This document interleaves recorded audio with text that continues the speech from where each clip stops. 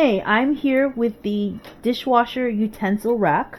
So this is 5.5 by 9.5 in dimension, and this is great for your dishwasher to hold all utensils so they're not all over the place.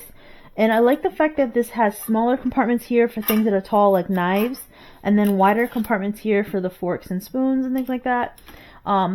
I love the fact that it has this easy handle, so I don't have to keep it in here at all times. I can actually just take this out and bring it to the sink.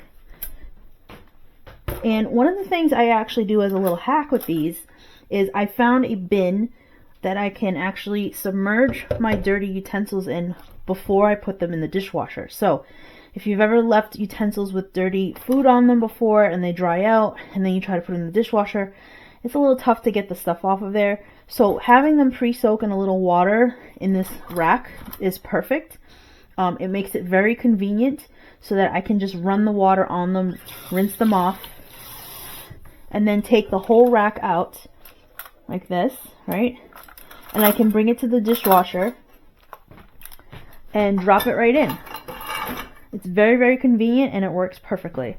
So that is the dishwasher rack for utensils.